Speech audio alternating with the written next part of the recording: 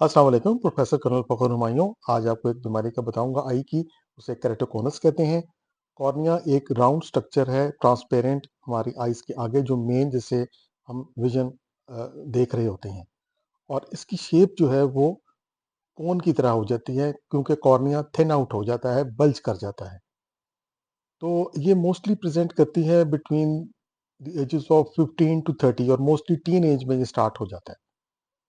और इसकी जो रीजंस हैं उसमें एलर्जी, कॉन्टैक्ट लेंस वेयर, और सबसे इम्पॉर्टेंट जेनेटिक्स। ये ख़ानदान में ये बीमारी ट्रेवल करती है। इसके सिम्टम्स में ये है कि नज़र जो है ख़राब हो जाती है, और इसके अलावा नंबर जो है वो चेंज हो रहा होता है मुसलसल।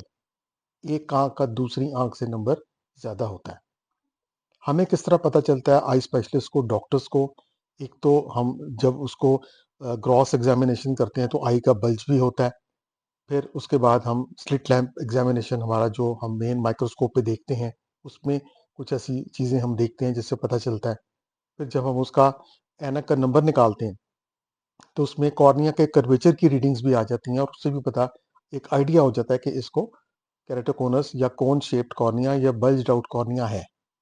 लेकिन फिर हम पैकीमेट्री भी करते हैं, कॉर्निया की जो थिकनेस है उसको देखते हैं। लेकिन जो मेन कंफर्मेटरी टेस्ट है वो कॉर्निया का एक मैप है, जो कि कॉर्नियल टोपोग्राफी जिसको कहते हैं। उससे साफ पता चल जाता है, और अर्ली स्टेजेस में भी केरेटोकोनस की हम कंफर्म कर सकते हैं। तो इसके ट्रीटमेंट में हम सबसे पहले ग्लासेस देते हैं।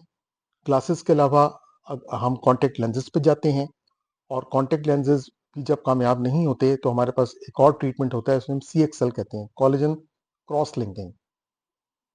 ये जो उस सूरत में किया जाता है जब प्रोग्रेसिव हो केरेटोकोनस। तो ये जो जितना डैमेज हो सकता है उसको तो रिवर्स नहीं करता, लेकिन आइंदा से उसकी प्रोग्रेशन ऑफ केरेटोकोनस को रोकता है।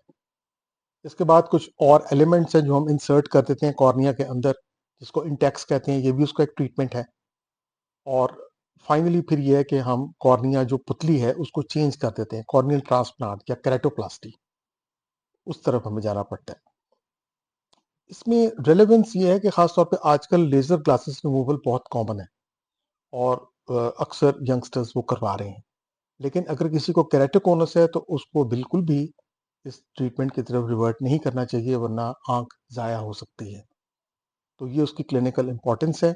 हम केरेटोकोनस का ट्रीटमेंट अपने सेंटर पर करते हैं, और अगर आपको मज़ीद इस सिलसिले में रहनुमाई चाहिए हो तो आप हमारी टीम से रब्ता कर सकते हैं।